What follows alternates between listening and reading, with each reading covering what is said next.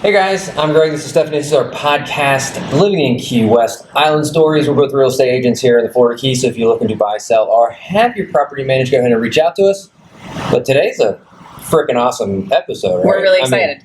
We're huge weather people. Yes. I actually just got a little weather station. I'm going to ask you about it in a little bit. But, Stephanie, kick it off. What's up? So our guest today is Mr. Chip Kasper. And I had to go over his title a couple of times, even though I researched it, because it's a lot. You're very accomplished and in charge of a lot of important things. So I'm going to take a crack at it here, but correct me if I'm wrong. You're the meteorologist in charge at the Key West National Weather Service campus, and you're the team lead for the NOAA Southeastern Caribbean Regional Collaboration Team. That's it. Boom, I nailed it. And we're going to have try, too. Yeah, we're going to have Chip Guys, this tell is us exactly. not cut. No, this is raw. And you've been with the National Weather Service for 25 years. That's right. Which is Crazy. insane. Yeah. Okay. So the first question we always kick off every podcast with is, how did you end up in Key West? Yeah, that's an interesting story. So the first time I ever visited Key West was actually a long time ago, before I moved here, and it was the early 90s. And it's funny, I was living in Central Florida at the time. I had just moved to Central Florida from up north. I was originally from the Chicago area. And my grandmother had a cousin who was getting older, and he was a World War II veteran. He served in the Coast Guard in Key West in the 40s. And he was starting to lose his vision, and he had expressed an interest in returning just to see what it was like, some years later. So she asked me if I would drive him down. Oh, wow. And they'd pay for the gas, and he could see Key West one last time. So I said, sure. I've never been to Key West. I've read about it, seen it on a map. Seems pretty far out there. But so I did that, and that was the first time I visited Key West. I was kind of enchanted by it then. Yeah. But we were only here for a day or two, and I took my grandmother's cousin back and went on with my life. And later I would come here to work for NOAA in 1999. And I didn't realize at that time that I'd be here 24 years. That's But long. here I am. Yeah. So what enchanted you about it the first time that you visited? I've always been a water person. Okay. I grew up not far from Lake Michigan and always loved the ocean and rivers and any chance I could get to be on or near the water. So just the fact that this place is all about water. It's surrounded by it. The culture is based on, nautical occupations and endeavors. And I'd always been fascinated by shipping and sailing and, shipwrecks and islands and just to see that, just the vibrant nature of the geography along with the people that I met was very different. Yeah. And attractive to me. Yeah. Well, you came to a good place to fit those needs. Yeah, or those exactly. wants, right? Checks all the boxes. Yeah. You were saying before we started filming that if someone would have told you that you were going to end up here long term, you would have been shocked. Why? Well, because I got into weather kind of by accident. I was always interested in science, and I was more interested in medical Okay. stuff. And I was kind of thought, well, maybe I want to be a doctor, and then when I was 12, we were on a family vacation in Texas, and we basically got caught in a hurricane. And I saw and was fascinated by just the power of the Category 3 hurricane. And after that, sorry about that. No, it's okay. We're sitting in the middle of the National Weather Service, so I think it's okay. Might be a phone call or some stragglers coming up to the door. Siren. I went home and just went to my library and checked out every book I could on weather and figured out that's what I want to do. So hurricanes and tropical meteorology really brought me into the science, and I thought, well, I want to go to the Hurricane Center. That's what I'm doing. I want to be Neil Frank. Neil Frank was the director of the Hurricane Center in the 80s, and I thought he was a great combination of somebody who had a really good science background, but he could communicate well, and that was kind of what I wanted to do.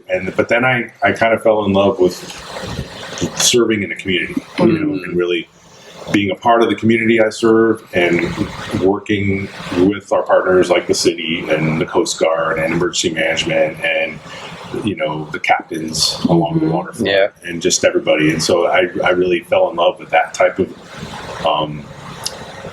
meteorology in the community, if you will.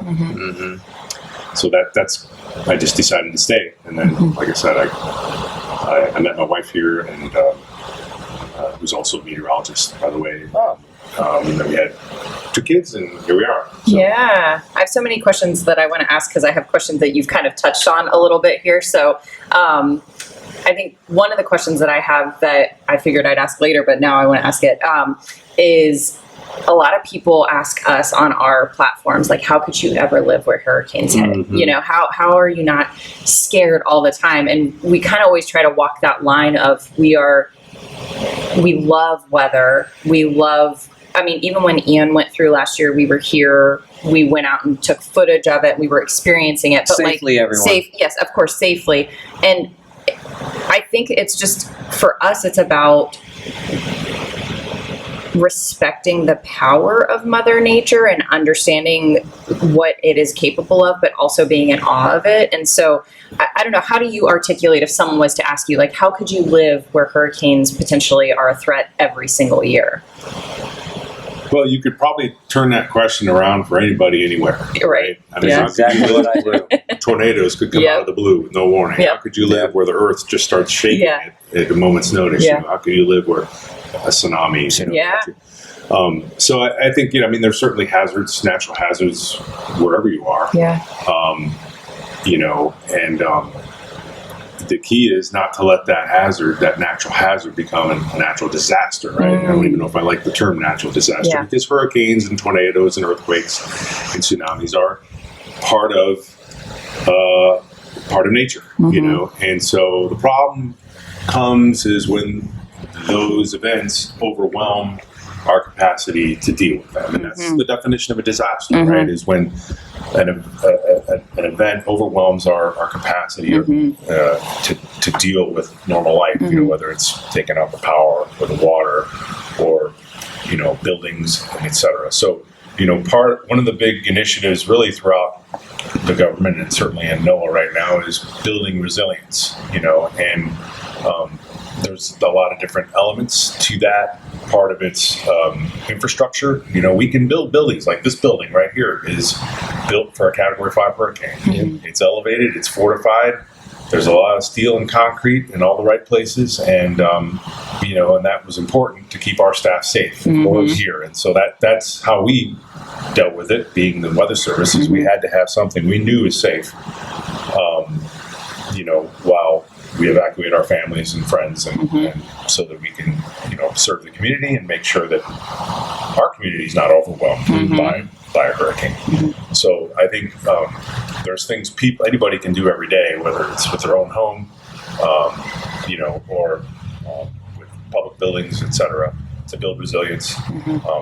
Then that's more like on the physical resilience standpoint, and then there's more social resilience. What can we do? How can we work better together to make sure that we're all okay, and that especially the most vulnerable among us are not left in a bad spot. And so, we started telling people a few years ago at the beginning of hurricane season, okay, have your supplies, have an evacuation plan, make sure you got batteries, and do all those things. Check on your neighbor, right? Especially if they're maybe marginalized, or if they're older, or they don't have a lot of friends or something.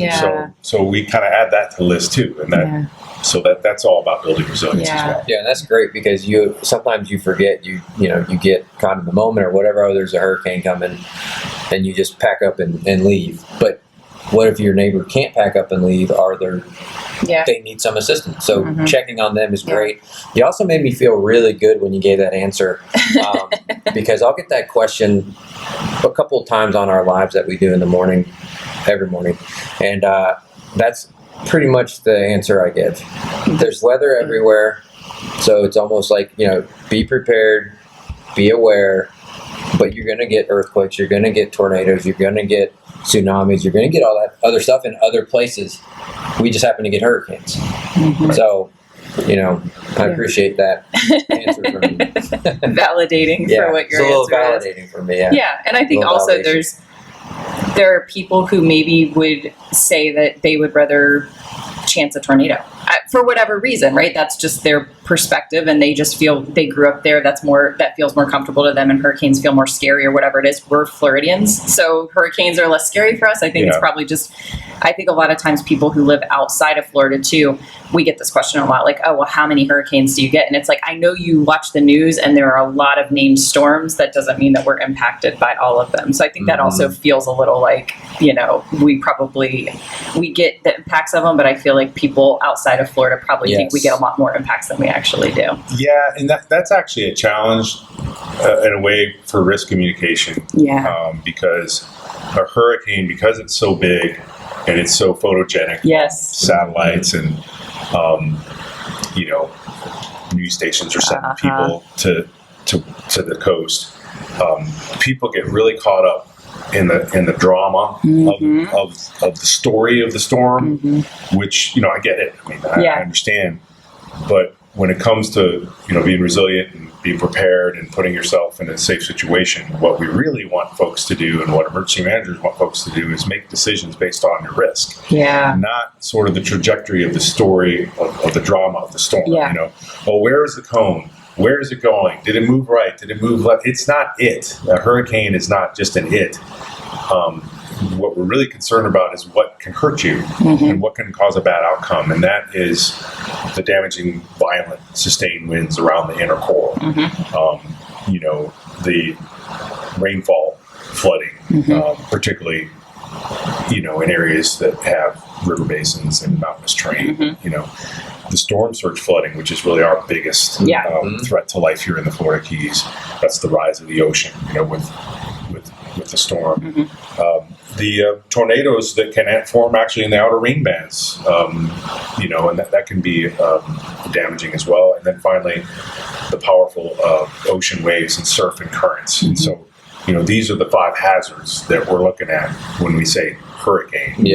And what we're trying to do with the Weather Service, with our partners, with the emergency managers and Coast Guard and the city, et cetera, is to assess, okay, where's the storm going? We're working with the Hurricane Center, our Weather Service colleagues up at the Hurricane Center, to determine, okay, where the storm is going, how strong is it going to be, and what's it going to look like in terms of structure. And that's really what the Hurricane Center specialists are doing. And then what we're doing is to kind of translate that, where is it going, how strong is it going to be, what is it going to look like, to impacts with these 5 hazards. And then we can work with our partners to say, all right, if you live on South Stock Island in a trailer, you need to move. Or if you live, in a house built in the wood frame house built in 1950, in this location, it may not be there. And so that's kind of what we're trying to do at the local level. So that sounds like it's probably pretty challenging, though, is trying to get out fact-based information about real on-the-ground threats versus sort of the I don't know, maybe you call them talking heads, or the people who are telling this big dramatic story, and people being caught up more in that rather than what's actually happening in their backyard, or potentially could happen in their backyard. Yeah, I mean, the media are really our partners in this endeavor. We meaning sort of the public safety folks, we can't get the message out, the right message out to the right people at the right time without the media. And so, a lot of what we do in the off season too is work with the media and try to help educate them and try to work with them and have them educate us on, just how do we get this message out.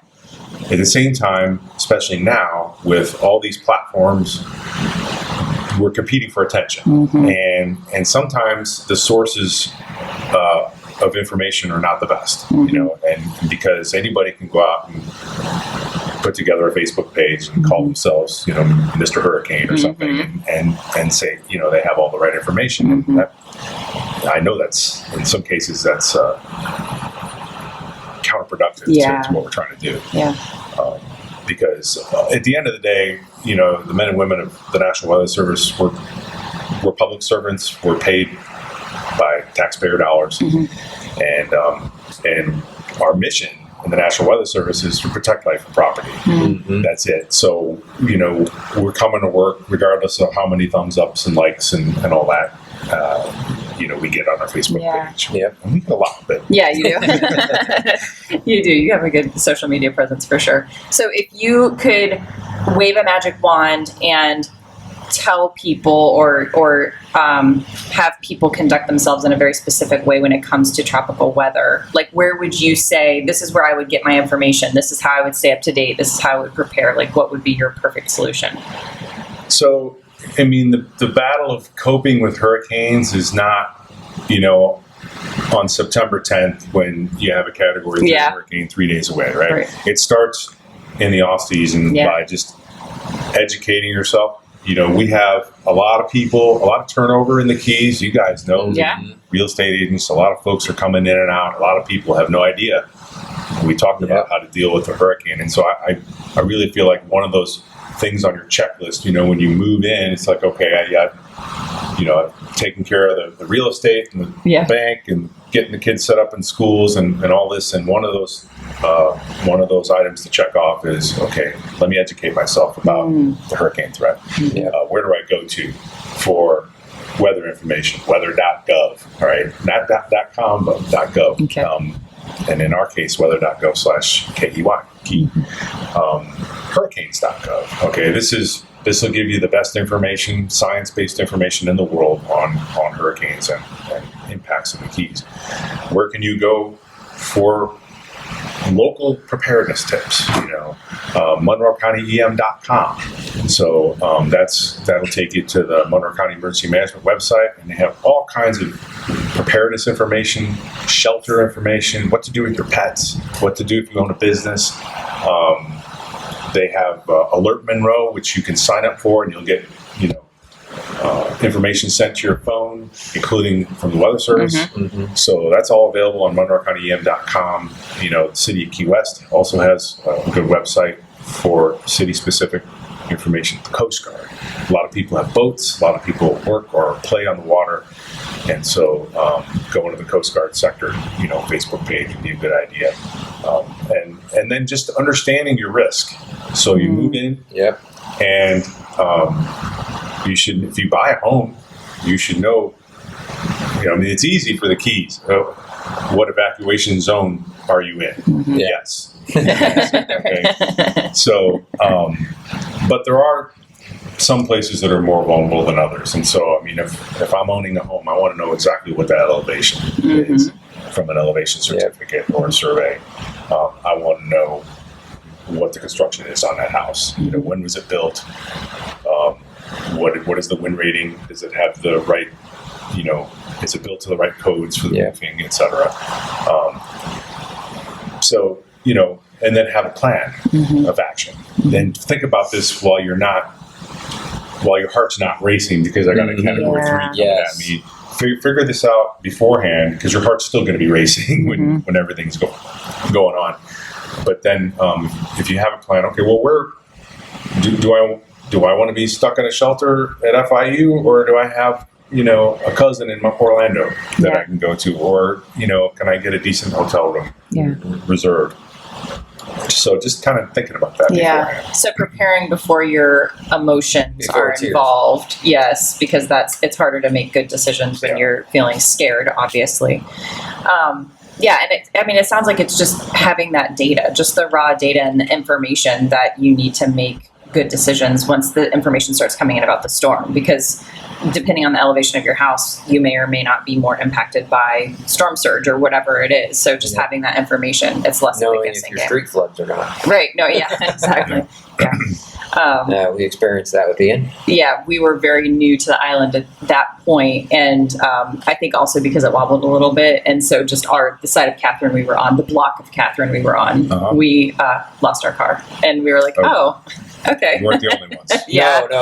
When we went to go get our rental, they said, we've had over 100, easily over 100 people already, with loss of their vehicle. And, I'd like to talk about Hurricane Ian a little bit, just because I think it's a good example of what we're talking about. Okay. Because here's a storm First of all, the forecasts are pretty amazing. I mean, I've watched it in my 25 years in the Weather Service, especially for hurricanes, really improved. And I remember, we had just a little disturbance in the Central Caribbean, and the specialists of the Hurricane Center were predicting not only a path that would go through the Caribbean and then curve up and kind of come near western Cuba and toward Florida, but they were predicting a major hurricane, which is category 3, 4, or 5. I want to say 3 or 4 days out, and so that right there is pretty amazing that it was a major hurricane by the time it got to the southern Gulf of Mexico. Then we have the cone, which we're all familiar with, and the cone is kind of pointed toward the Florida Panhandle or the Florida West Coast, or it's going up in that general direction. And I think people in the Keys see the cone; it's over there. We're good. Well, the cone is only representing the probable path of the center of the storm. It's not talking about those 5 hazards I mentioned. It's not considering a specific location for impacts. The cone isn't even based on any real-time numerical modeling. A lot of people don't know that. It's just based off of the last 5 years of average track errors.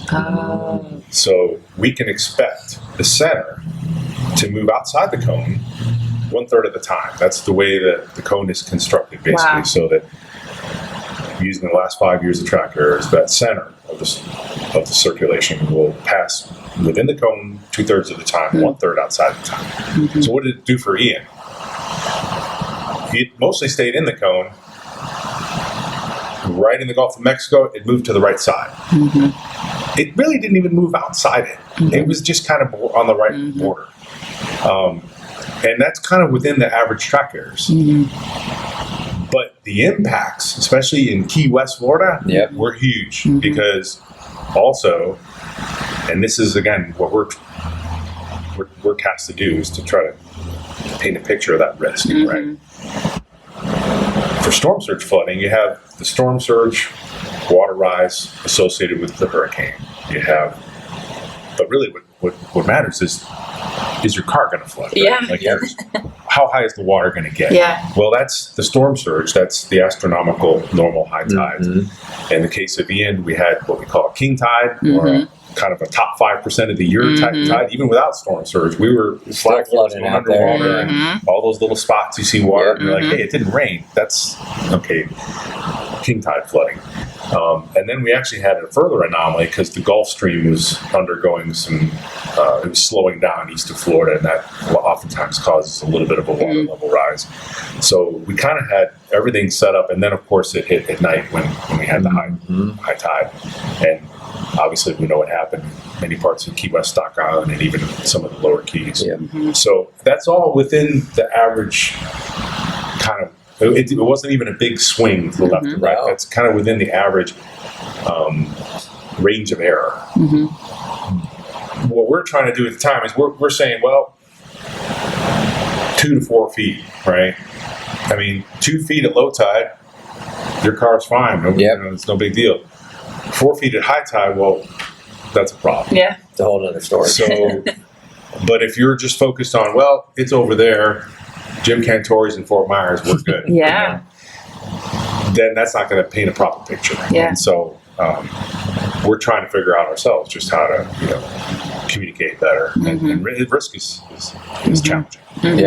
Yeah. I mean, even the people that we talk to, they're like, our road never floods. Now you got to have a hurricane close enough to probably create that to where it would flood where it's at, that for the most part. But it was, I'm saying this for the viewers, it was crazy to watch how fast it came in. Because we were out there at 10:30. We were actually doing a live. We were out there at 10:30, and it's like, it's right at our driveway. And we were in at the time, we were renting a place that was built in 2019. Solid. Built to Cat 5 standards or whatever you want to say. So I never felt unsafe in that. It was raised up. So as far as that goes, but you just start seeing that water come down the street and you're like, well, it's nighttime now. The wind's blowing a lot harder than it was. And a big factor to me would have been nighttime, because now you're like, where do you go? What has come out in the road? You got branches that could be falling. It's just dangerous. So at that point, we see the water coming down and we're like, what are we going to do? Leave the car. Because where would we go park it, first of all? Then we're going to have to walk back in a hurricane. So you can lose your car. It's not worth you going out. And this water came in so fast, it was like, okay, 10:30. It's just at 11:30, it was up over. We have a Subaru Outback, and it was up over the wheel panels, and you're like, well, that's that. And I don't know how much higher it got, but it went up about three steps? 3 steps, yeah. 3 steps at our place. And we had 5 steps, so I felt fine there. And then also, don't go driving it. No. At 11:30 at night, I'm getting on a little bit of a high horse here. 11:30 at night, someone in a truck and went flying down the street. And this also probably contributed. It went up to about the 5th step when he went flying through. It's a no-wake zone, guys. Yeah. He was going through it. He got to the end of the stop sign right across from the Martin Luther Community Center. And it was almost up to his windows. door. And it was a lifted truck. He throws it in reverse and floors it back out. Yeah. So he probably totaled his truck also. Yeah. But don't do that. Well, I also think something that's interesting, and kind of back to Chip's point, was that the people that were around us were like, this street never floods, this street never floods. And so they're using this very limited historical memory data, so to speak, to say like, well, there's no threat here. Like, we didn't think to tell you to move your car because we never get floods here. And it's like, well, that's not really the risk though, right? That's just like this tiny little few year period of time where you're saying, oh, I've lived here 10 years and it's never flooded. It's like, well, we've never had a storm like this in those 10 years. So yeah, that's a great point to make. Every storm is unique. Yeah. Really, it truly is. And I've worked, I think, over 50 different tropical storms and hurricanes. And they're all, obviously some were worse than others, like Hurricane Irma in 2017. And I was here for Hurricane Wilma in 2005, which the water got right up to the back part of the property there. Really? That's a whole other storm surge story. But every storm is unique in terms of the physical impacts, in terms of when it happens, what's happening in the community, and yes, you can't use this limited historical knowledge for a particular location, especially when things are changing. Yeah. Every storm is unique. There's construction going on. Yeah. They're laying down. They're replacing parts of the aqueduct now, and the grades rise and fall, et cetera. So, yeah. And I think it's also like interesting to think about too, like that, which we've talked about before, is like the desensitization. Yeah, that's what I was just going to say. Oh, okay, sorry. Yeah. Where people, you get so many warnings, you get so many storms that pop up, and even if you don't feel the impact, a lot of times it's kind of like, and especially once you get further into hurricane season and you're like in the M area, and it's like, okay, another one, and people kind of like let their guard down, or they've lived here 10 years and they've never had flooding. I'm glad you brought up watches and warnings, just because I think, and I know there's a lot, but I think that's important to understand what goes into those, and for hurricanes and tropical storms, of course, we have a hurricane watch and a hurricane warning, a tropical storm watch and tropical storm warning. Hurricane, of course, is sustained winds of 74 miles per hour or greater, and tropical storm warning is for 39 to 73. So there's a big range there, because 39 is kind of like, well, that's a bad winter day. Yeah, right. I'm not going like a little squall going through. Yeah. And 73 is, you got trees down. Yeah. And it's basically a hurricane. And the conditions that we saw in Key West for the wind conditions in Key West for Hurricane Ian were basically tropical storm, but not the lower. They were more toward the higher end, right. And that just goes to show you that, tropical storms are storms too. And they can have impact. But we also have a specific watch and warning program for storm surge. And, but it's really for what we call life-threatening storm surge, and that's like 3 feet or higher above the ground level where you're at. Of course, there was a lot of loss of life in Lee County from storm surge, tragically so. And some of those, they're still investigating kind of how all that went down. But we know that a lot of people were in cars trying to get away, and that is not the you mentioned. Don't get in your car. Yeah. Please do never drive in water. That's just not smart. Yeah. And you're really putting yourself at risk. Yeah. But we did have for Hurricane Ian, a storm surge watch a few days out, and I just want to emphasize, if we go under a storm surge watch, that's kind of a big deal, because we're saying, look, we have a potential. Watch is kind of, we're looking at it, but it's not a sure thing, and warnings get ready, it's coming. Right. Okay. But a storm surge watch in the Florida Keys, when you're saying, hey, there's enough of a potential of above 3 feet that we're issuing this product, and it's not done haphazardly, it's not automated. We're coordinating almost hourly with our colleagues up at the National Hurricane Center. We're having meetings internally. We're working with our emergency management partners, and we're trying to assess, okay, when is the time that we would need this? And a watch is generally issued 48 hours before a possible impact, whereas a warning is about 36 hours. Okay. And you had mentioned something, too, about nighttime. And I'd like to emphasize, with preparations, you need to consider that, because a lot of stuff you can't really get done at night. I mean, or it's unsafe. Do you want to get up and put your shutters on at midnight? Or do you? So kind of, when you're doing your preparations, keep that in mind. How many daylight hours do I have? You don't got 48 hours. Right. You have whatever Maybe, time. Today, tomorrow morning, or whatever. Yeah, absolutely. Okay, interesting. So what is the worst storm that you've personally ridden out here? Well, it's got to be Hurricane Irma in 2017. Yeah. Now, as bad as it was here, it was much worse just 30 miles up the road. Yeah. We basically had the equivalent of a Category 1 hurricane wind in Key West. And I say that because some people think because Irma was a 4, and if they didn't evacuate and they were in Key West, that they survived a Category 4. Yeah. No, you didn't. Set the record straight on that, because there's a big difference if a 4 goes right over you and a 1 goes right over you. That's you did not survive a 4. If you were in Key West. If you were in Key West. If you're in Key West, and the reason that's a big deal is the power of the force of the wind grows exponentially with wind speed. And I have a graph that I show at different talks that kind of shows the curve going up. And once you get to a Cat 5, it's just going straight up. Yeah. And so, the damage potential for a Category 5 versus a Category 1 is something like 500 times. Wow. That's significant. Yes. And if you see where Category 5s have made landfall, there haven't been that many. Hurricane Michael just a few years ago, just east of Panama City. Hurricane Andrew, right here in South Florida, in 1992. Then we had, Camille was a landfall in Mississippi in 1969. Labor Day, Florida Keys hurricane, 1935.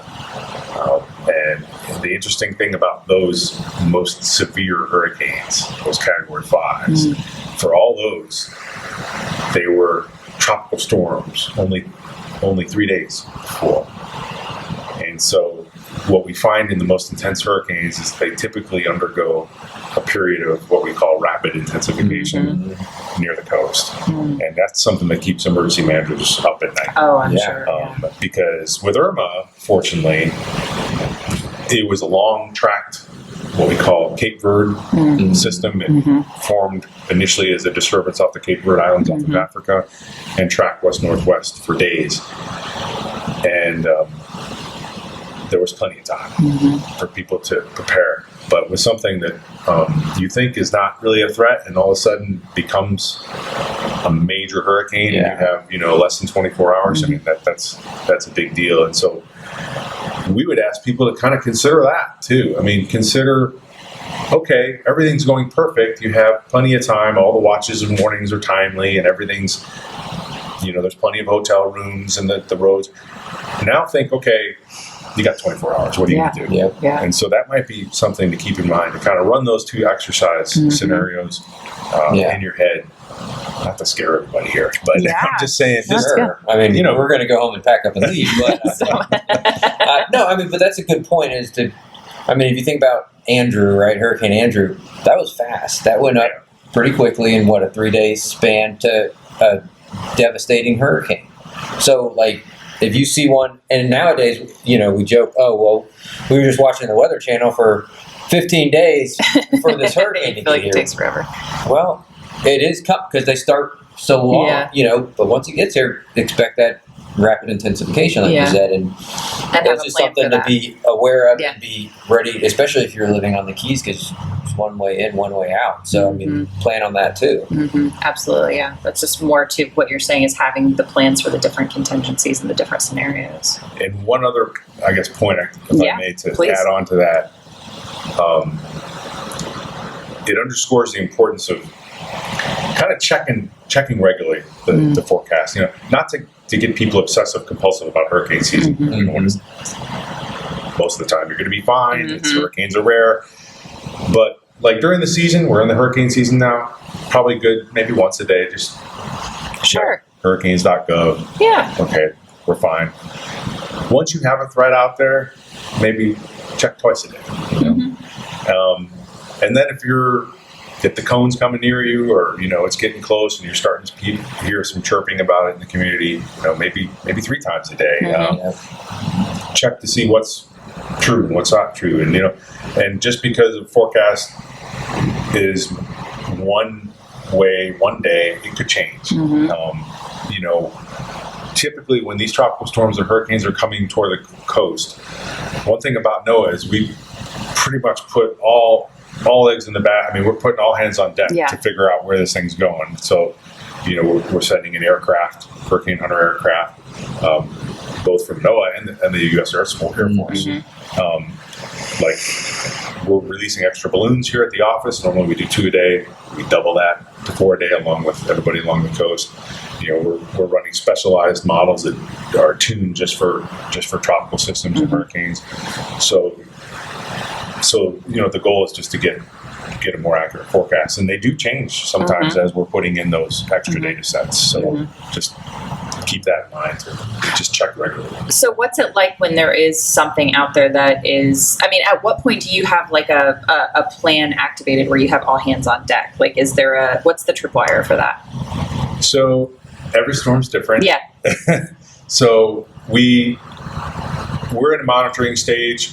Right now, for us, we try to focus on what's typically the quieter part of the hurricane season, the beginning, for outreach and helping people prepare and working with our partners to make sure that our plans are good.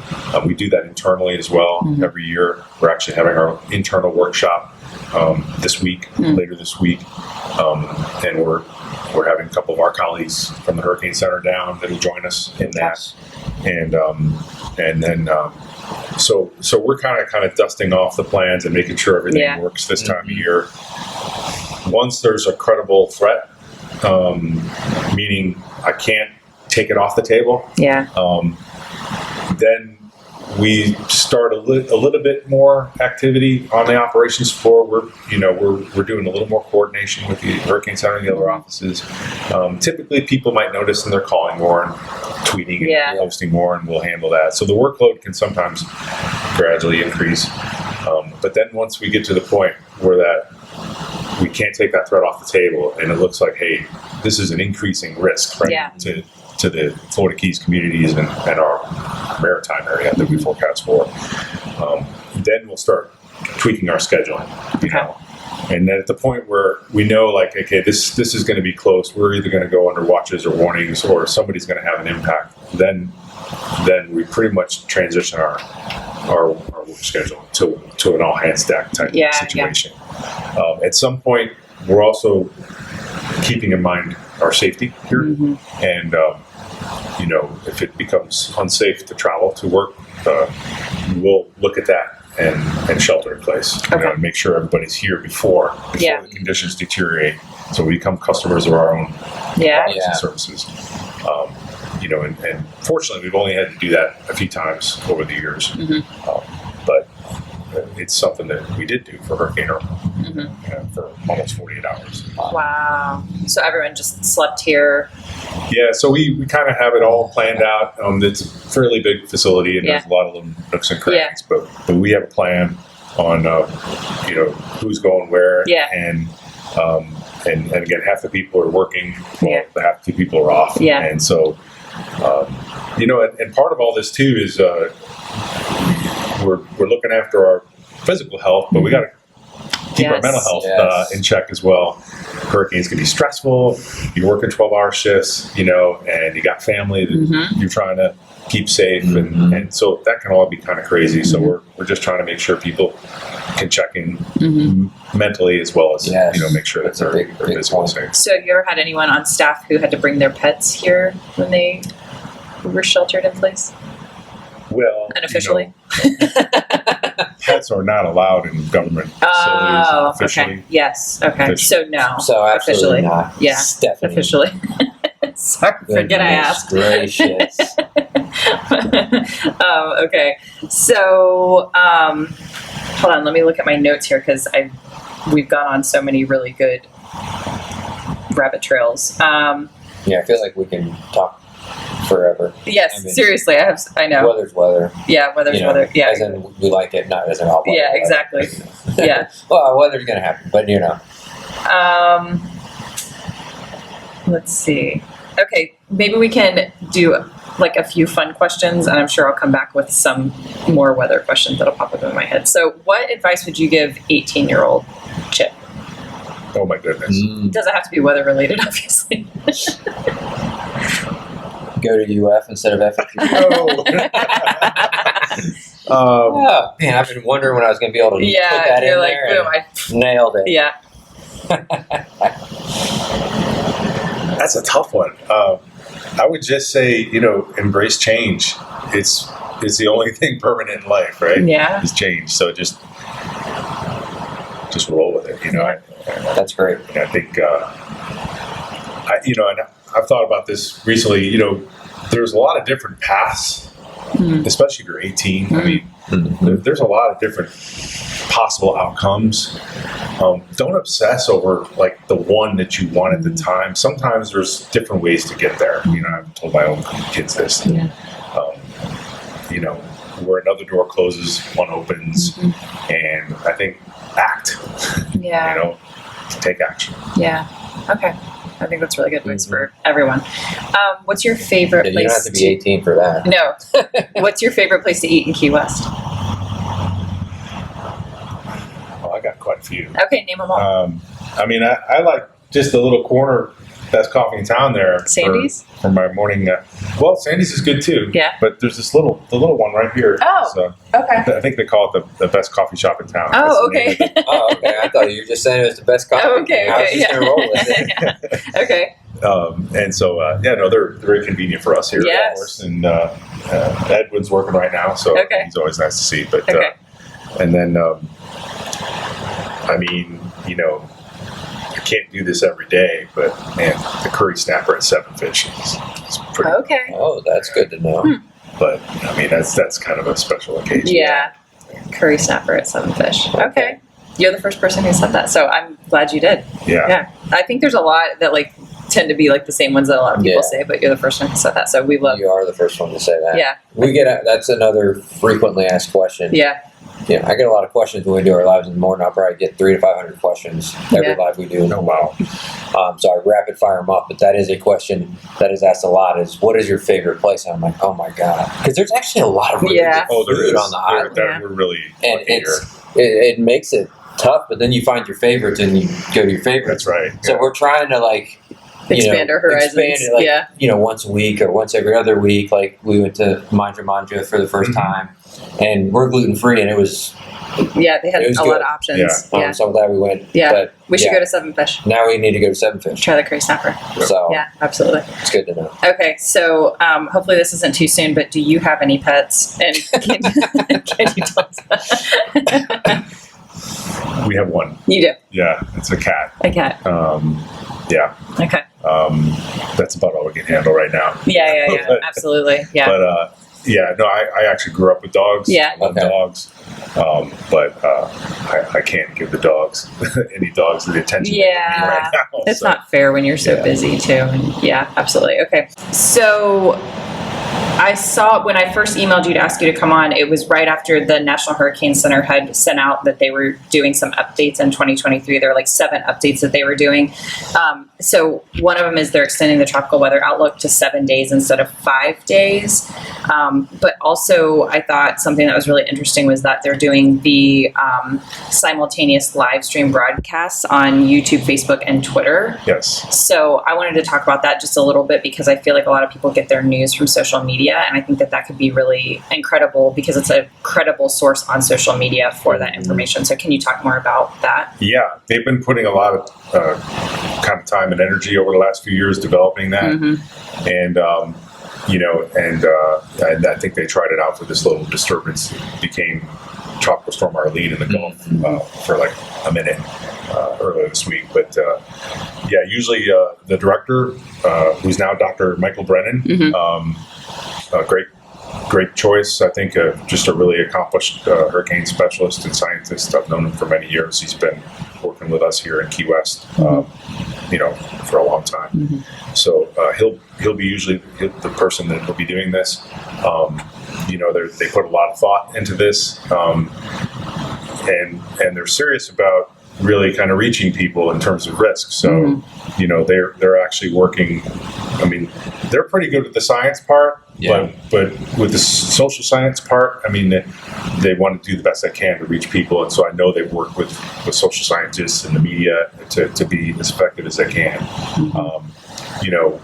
And if we in the Keys ever kind of have a situation like Hurricane Irma where we have a significant threat, then I've talked to Mike, and we'll be able to kind of provide him information that's locally relevant that he can, kind of get out to their many followers on all those platforms. So I think it's a great tool, and the Hurricane Center is really, and really most of the Weather Service has gotten really good with providing information, especially via Facebook and Twitter. And then, like you said, I think it's going out on YouTube as well. Yeah. Yes, it's YouTube, Facebook, and Twitter. Live streams will be provided more frequently when the media pool is activated, and the media pool is typically activated when a hurricane watch is issued for any portion of the U.S. contiguous coastline. And then it says the National Hurricane Center will provide these live stream broadcasts at 11:30 a.m. Eastern.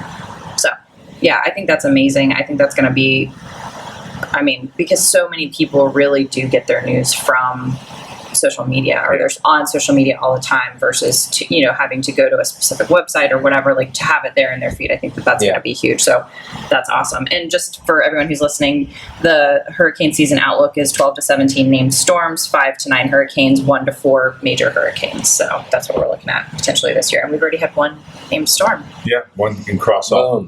Arlene. Exactly. Now what do we got left? What do you mean? 11 to 16 names. 11 to yeah, exactly.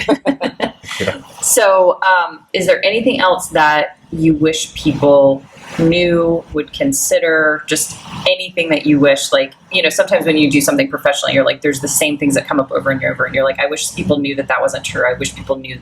Is there anything that you wish, people knew?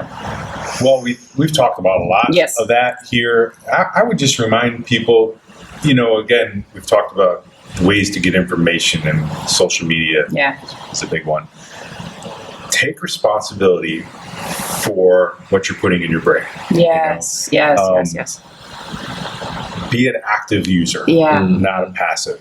Don't just assume that anything that pops up is true. Don't believe everything you hear. And so take the time and the diligence to find trusted sources for information. And that's not just weather. Right.